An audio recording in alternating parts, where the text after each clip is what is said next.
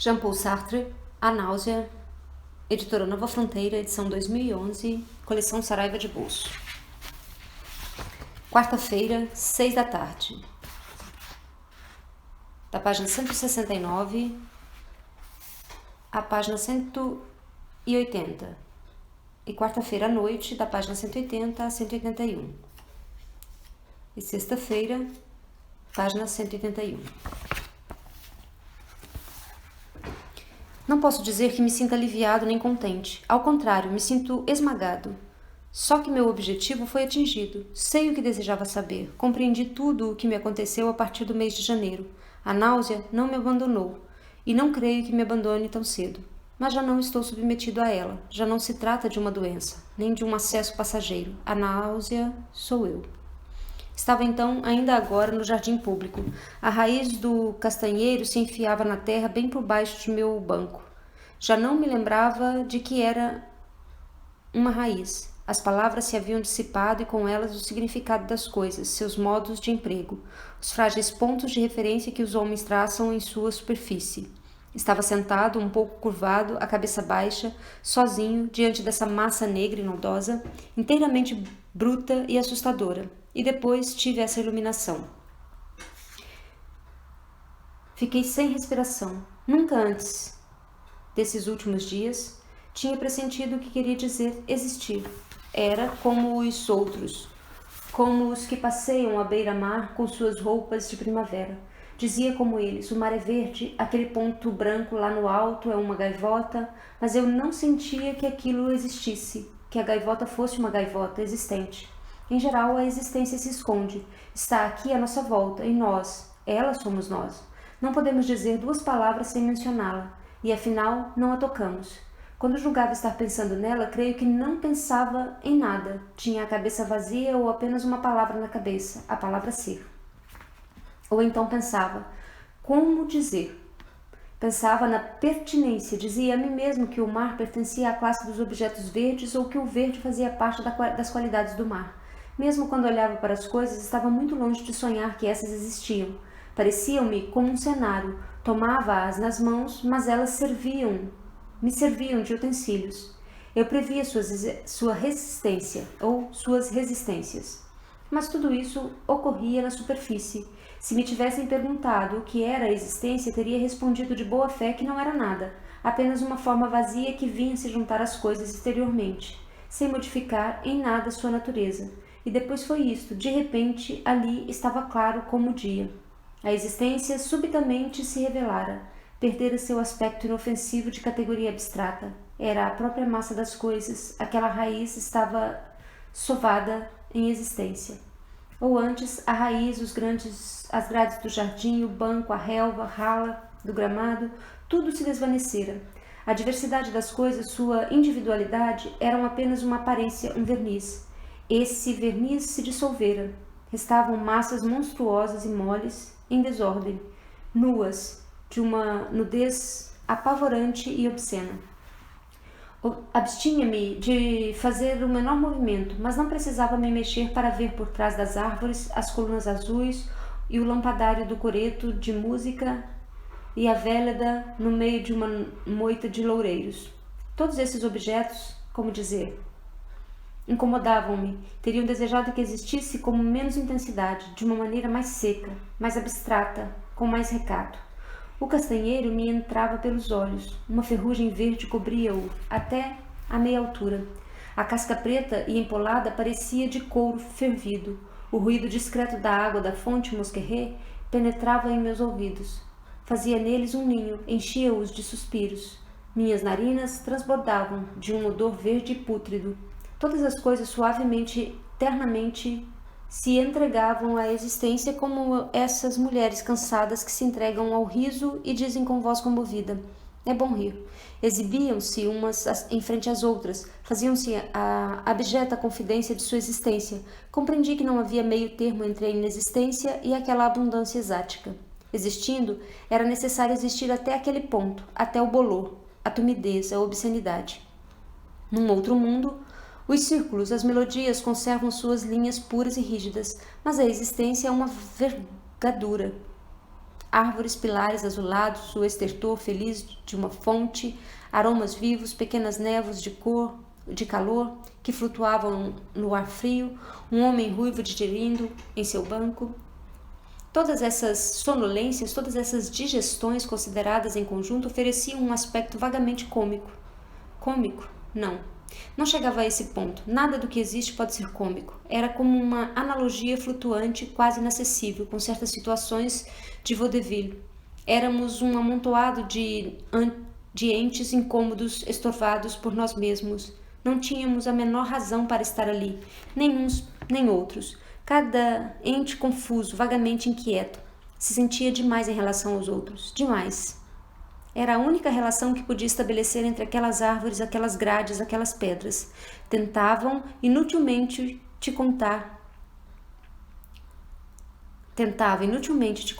os castanheiros e situá-los com relação à Véleda. Tentava comparar sua altura com a dos plátanos. Cada um deles escapava das relações em que procurava encerrá-los. Isolava-se, extravasava. Eu sentia o arbitrário dessas relações, que me obstinava em manter para retardar o desabamento do mundo humano, das medidas, das quantidades, das direções. Elas já não tinham como agir sobre as coisas. Demais. O castanheiro ali, em frente a mim, um pouco à esquerda. Demais. A Véleda. E eu, fraco, lânguido, obsceno, digerindo, revolvendo pensamentos sombrios. Também eu era demais. Felizmente não o sentia, sobretudo, não o compreendia, mas não estava à vontade, porque temia senti-lo. Mesmo agora, temo isso. Temo que esse sentimento me agarre pela nuca e me erga súbita e violentamente como um maremoto. Pensava vagamente em me suprimir, para aniquilar pelo menos uma dessas existências supérfluas, mas até mesmo minha morte teria sido demais. Demais, meu cadáver, meu sangue, sobre aquelas pedras, entre aquelas plantas, ao fundo daquele jardim risonho. E a carne corroída teria sido demais na terra que a recebesse. E meus ossos, finalmente limpos, descarnados, asseados e imaculados como dentes, também teriam sido demais. Eu era demais para a eternidade. A palavra absurdo surge agora sob minha caneta. Há pouco no jardim não a encontrei, mas também não a procurava. Não precisava dela. Pensava em sem palavras, sobre as coisas, com as coisas. O absurdo não era uma ideia em minha cabeça, nem um sopro de voz, mas sim aquela longa serpente morta aos meus pés, aquela serpente de lenho, serpente ou garra, ou raiz, ou gafa de abutre. Pouco importa. E sem formular nada claramente, compreendi que havia encontrado a chave da existência. Existência. A chave de minhas náuseas, a minha própria vida. De fato, tudo o que pude captar e seguir liga-se a esse absurdo fundamental. Absurdo. Ainda uma palavra, debato-me com as palavras. Lá eu tocava a coisa, mas desejaria fixar aqui o caráter absoluto desse absurdo. Um gesto, um acontecimento no pequeno mundo colorido dos homens. Não é jamais, então, relativamente absurdo, em relação às circunstâncias que o acompanham. Os discursos de um louco, por exemplo, são absurdos em relação à situação em que este se encontra, mas não em relação ao seu delírio.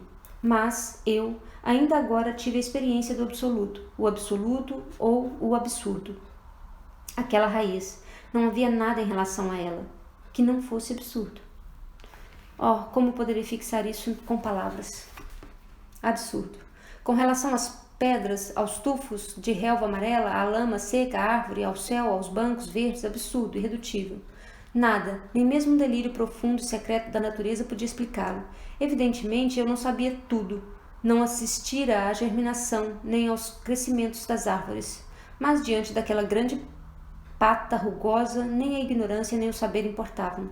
O mundo das explicações e das razões não é o da existência. Um círculo não é absurdo, é perfeitamente explicável pela rotação de um segmento de reta em torno de uma de suas extremidades. Mas também um círculo não existe. A raiz, ao contrário, existia na medida em que eu não podia explicá-la. Nodosa, inerte, sem nome. Ela me fascinava, enchia-me os olhos, reconduzia-me constantemente para sua própria existência.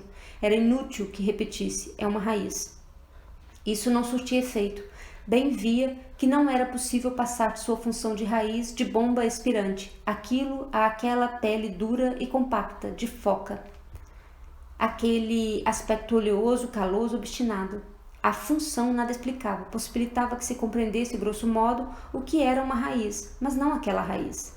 Aquela, com sua cor, sua forma, seu movimento paralisado, estava debaixo de qualquer explicação. Cada uma de suas qualidades escapavam-lhe um pouco. Escorria para fora dela, semi-solidificava-se, tornava-se quase uma coisa. Cada uma era demais na raiz, e o cerco inteiro me dava agora a impressão de sair um pouco de si mesmo, de se negar, de se perder num estranho excesso.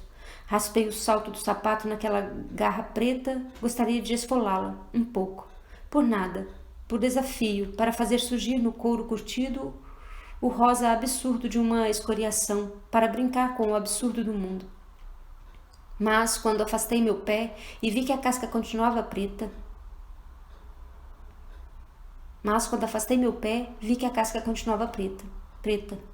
Preta? Senti que a palavra se esvaziava, perdia seu sentido, com uma rapidez extraordinária. Preta? Raiz não era preta. O que havia naquele pedaço de lenho não era o preto, era outra coisa. O preto, assim como o círculo, não existia. Eu olhava para a raiz, era mais que preta, ou quase preta. Era mais que preta ou quase preta? Mas logo deixei de me interrogar, porque tinha a impressão de estar em terreno conhecido. Sim, já perscrutara com aquela inquietação inúmeros objetos, já tentara inutilmente pensar algo acerca deles e já sentira suas qualidades frias e inertes se esquivando, escorregando entre meus dedos. Os suspensórios do Adolphe, agora outra noite no rendezvous do Chaminot.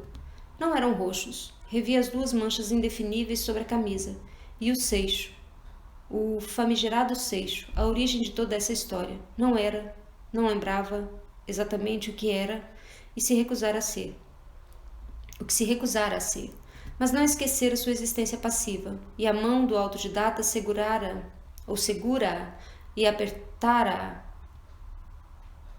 um dia na biblioteca, e depois me ficara a impressão de que não se tratava exatamente de uma mão. Lembrara-me um grande verme branco, mas também não era isso. E a transparência equívoca do copo de cerveja no café Mébio? Equívocos.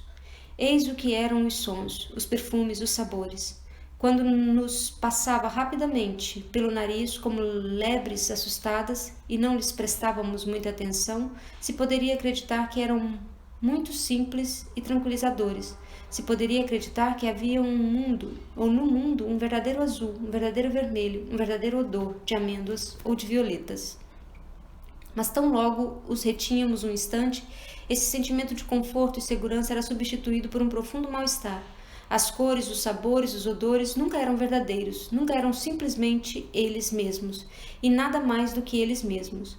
A qualidade mais simples e mais indecomponível encerra um excesso em si mesma, em relação a si mesma, em seu âmago.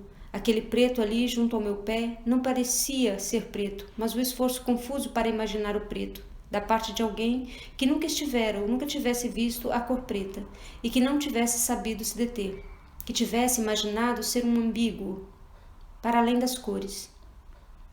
Aquilo se assemelhava a uma cor, mas também a uma esquimose, ou ainda a uma secreção, a uma suarda. E a outra coisa, um odor, por exemplo. Aquilo se fundia em odor de terra molhada, de madeira morna e molhada, em odor preto espalhado como um verniz sobre aquela madeira nervosa, sem sabor de fibra, mascada, adocicada. Eu não lhe limitava a ver aquele preto. A visão é uma invenção abstrata, uma ideia esvaziada, simplificada, uma ideia de homem. Aquele preto, presença amorfa e tíbia, excedia de longe a visão, o olfato e o gosto. Mas essa riqueza se transformava em confusão e, finalmente, aquilo já não era nada, porque era demais. Esse momento foi extraordinário. Eu estava ali, imóvel e gelado, mergulhado num êxtase horrível. Mas, no próprio âmago desse êxtase, algo de novo acaba de surgir. Eu compreendia a náusea, possuía-a. A bem dizer, não me formulava minhas descobertas, mas creio que agora me seria fácil colocá-las em palavras. O essencial é a contingência. O que quero dizer é que, por definição, a existência não é a necessidade. Existir é simplesmente estar aqui. Os entes aparecem, deixam que os encontremos, mas nunca podemos deduzi-los. Creio que há pessoas que compreendam isso, só que tentaram superar essa contingência, inventando um ser necessário e causa de si próprio. Ora, nenhum ser necessário pode explicar a existência. A contingência não é uma ilusão, uma aparência que se pode dissipar. É o absoluto, por conseguinte, a gratuidade perfeita. Tudo é gratuito, esse jardim, essa cidade e eu próprio. Quanto ocorre que nos apercebamos disso, sentimos o estômago embrulhado e tudo se põe a flutuar como na outra noite, no rendezvous de Chaminot. É isso a náusea, é isso que os salafrários, os do Côte Vert e os outros tentam esconder de si mesmos com suas ideias de direitos. Mas que mentira pobre, ninguém possui o direito. Eles são inteiramente gratuitos, como os outros homens não conseguem deixar de sentir demais.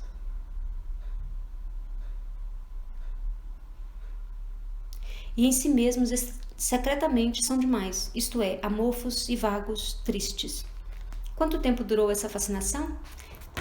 Eu era a raiz do castanheiro, ou antes era por inteiro consciência de sua existência, ainda separado dela, desculpe, já que tinha consciência dela, e no entanto perdido nela, nada mais senão ela, uma consciência pouca vontade e que todavia se abandonava com todo o seu peso numa situação instável sobre aquele pedaço de lenho inerte. O tempo parara. Uma pequena poça preta aos meus pés. Era impossível que alguma coisa viesse após aquele momento. Teria desejado me subtrair àquele prazer atroz que sequer imaginava que isso fosse possível. Eu estava dentro. O cepo preto não passava. Permanecia ali em meus olhos, como um pedaço demasiado grande fica atravessado numa garganta. Não podia nem aceitá-lo nem recusá-lo, à custa de que esforço ergui os olhos. E realmente os ergui. Não me teria antes aniquilado durante um instante para renascer no instante seguinte, com a cabeça inclinada para trás e os olhos virados para cima? De fato, não tive consciência de uma transição, mas de repente tornou-se impossível para mim conceber a existência da raiz. Ela se apagara. Por mais que eu repetisse, ela existe, ainda está aí sob o banco junto do meu pé direito. Isso não significa nada mais. A existência não é algo que se deixa conceber de longe. Tem que nos invadir bruscamente, tem que se deter sobre nós, pesar intensamente sobre nosso coração como um grande animal imóvel. Do contrário, não há absolutamente nada mais. Não havia nada mais. Meus olhos estavam vazios e minha libertação me encantava.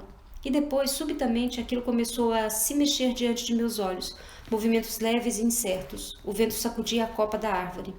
Não me desagradava ver algo se mover. Isso me desviava de todas aquelas existências imóveis que me olhavam com olhos fixos. Dizia a mim mesmo, acompanhando o balanço dos galhos. Os movimentos nunca existem inteiramente. São passagens e intermediações entre duas existências, tempos fracos. Preparava-me para vê-lo sair do nada, amadurecer progressivamente, desabrochar, e finalmente surpreender a existência, ou existências no ato de nascer.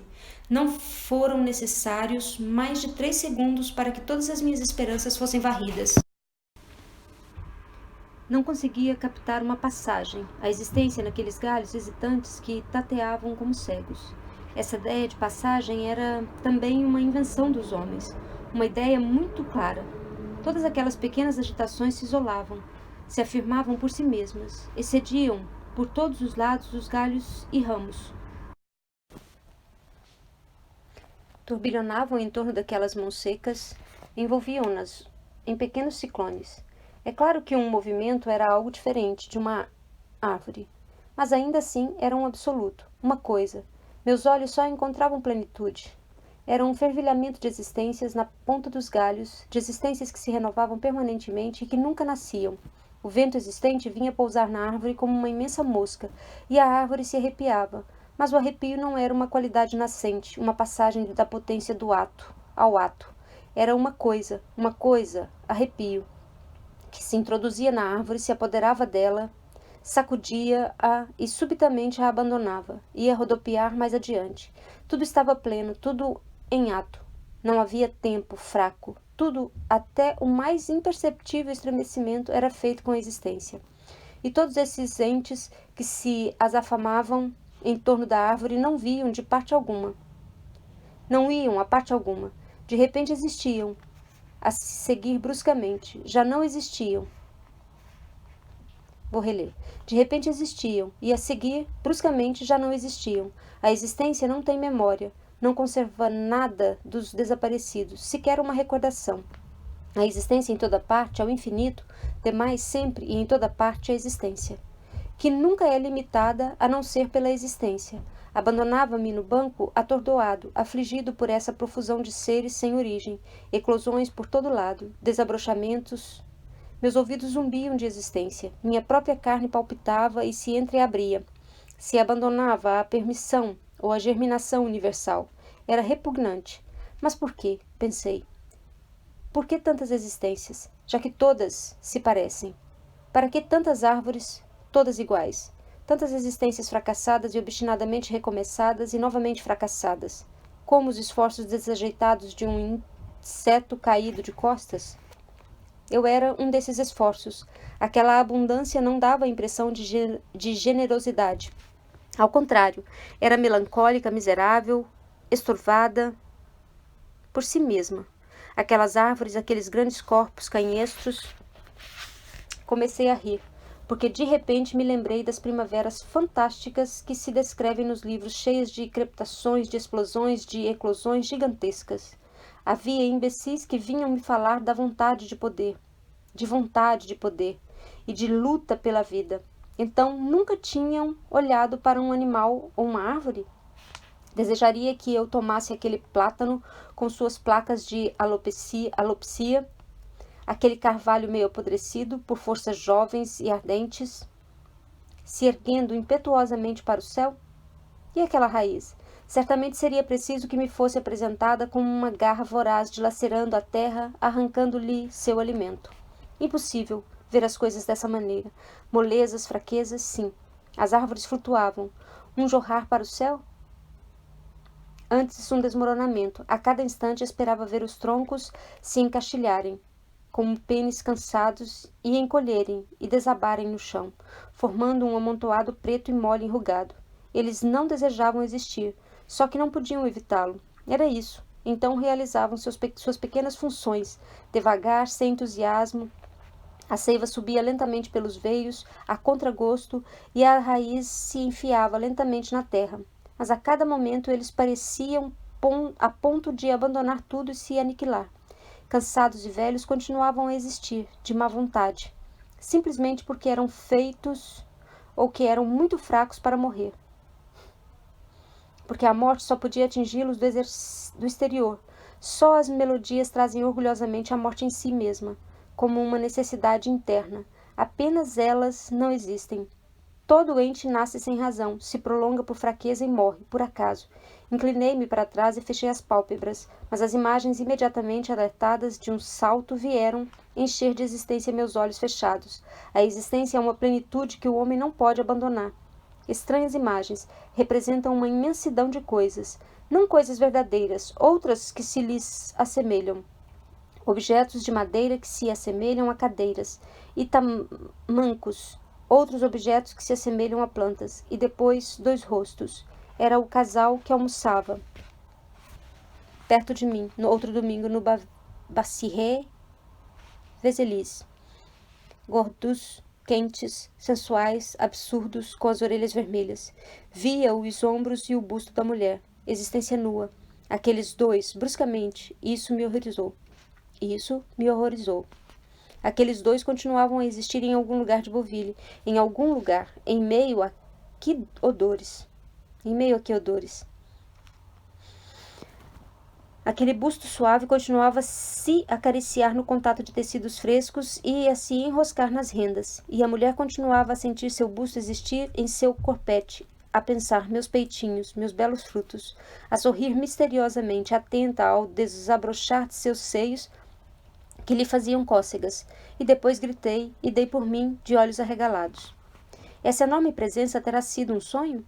Ela estava ali, pousada no jardim, desabada nas árvores, toda mole, lambuzando tudo, toda espessa. Uma compota? E eu, o todo, o jardim, estávamos dentro dela? Sentia medo, mas estava sobretudo com raiva, achando aquilo tão idiota, tão despropositado. Odiava aquela geleia ignóbil. Era muita, muita. Subia até o céu, se espalhava por todo lado, enchia tudo com seu escorrer gelatinoso, e eu via profundidades e fundidades dela, muito mais longe do que os limites do jardim e as casas de Beauville. Eu já não estava em Beauville, nem em lugar algum, flutuava. Não estava surpreso. Bem sabia que aquilo era o mundo inteiramente nu, que se mostrava de repente e sufocava de raiva desse ser grande e absurdo. Sequer se podia perguntar de onde saía aquilo. Tudo aquilo, nem como era possível que existisse um mundo ao invés de coisa alguma. Aquilo não tinha sentido. O mundo estava presente, em toda parte, à frente, atrás. Antes dele não houvera nada. Nada. Não houvera um momento em que ele pudesse não existir. Era isso que me irritava. Obviamente não havia nenhuma razão para que aquela larva corrediça existisse. Mas não era possível que não existisse. Isso era impensável. Para imaginar o nada era preciso estar já ali, em pleno mundo, vivo e de olhos bem abertos. O nada era apenas uma ideia em minha cabeça, uma ideia existente flutuando naquela imensidão. Esse nada não veio antes da existência, era uma existência como outra qualquer e surgida depois de muitas outras. Gritei, que imundície, que imundície! E me sacudi para me livrar dessa imundície pegajosa, mas ela resistia, e era tanta, toneladas e toneladas de existência indefinidamente. Eu sufocava no mundo desse tédio imenso, e depois, de repente, o jardim se esvaziou, como que através de um grande buraco. O mundo desapareceu da mesma maneira que surgira. Ou então eu acordei. De toda maneira, não o vi mais. Restava uma terra amarelada ao meu redor, de onde saíam galhos mortos apontados para o alto. Levantei-me, saí. Chegando ao portão de ferro, voltei-me. Então o jardim sorriu para mim. Apoiei-me na grade e fitei-o longamente. O sorriso das árvores, da moita de loureiros, queria dizer alguma coisa. Era isso o verdadeiro segredo da existência. Lembrei-me que no domingo, não há mais de 3 semanas, eu já percebera uma espécie de ar de cumplicidade nas coisas. Era a mim que se dirigia. Era a mim que se dirigia? Sentia aborrecido. Não que tinha nenhum meio de compreender. Nenhum meio. No entanto, aquilo estava ali, à espera, parecia um olhar. Estava ali no tronco do castanheiro. Era o castanheiro. Parecia que as coisas eram pensamentos que paravam no caminho, que se esqueciam o que tinha querido pensar, e que permaneciam assim, balouçantes, com um sentidozinho estranho que os ultrapassava. Esse sentidozinho me irritava. Não podia compreendê-lo ainda que permanecesse 107 anos apoiado na grade. Vou reler. Esse sentidozinho me irritava. Não podia compreendê-lo, ainda que permanecesse 107 anos apoiado na grade. Ficara sabendo sobre a existência tudo o que podia saber. Fui embora. Voltei para o hotel e escrevi. À noite. Quarta-feira. Tomei uma decisão. Já não tenho motivos para permanecer em Beauville, posto que desisti de escrever meu livro. Vou morar em Paris. Sexta-feira. Tomarei o trem das 5. Das 5 horas. Sábado verei N. Creio que passaremos alguns dias juntos. Depois voltarei aqui para pôr alguma coisa em ordem e fazer minhas malas. Dia 1º de março, o mais tardar, estarei definitivamente instalado em Paris. Sexta-feira. No Rendezvous de Chaminot, meu trem parte em 20 minutos. O gramofone, forte impressão de aventura. Continuaremos a leitura do sábado no próximo vídeo. Até lá.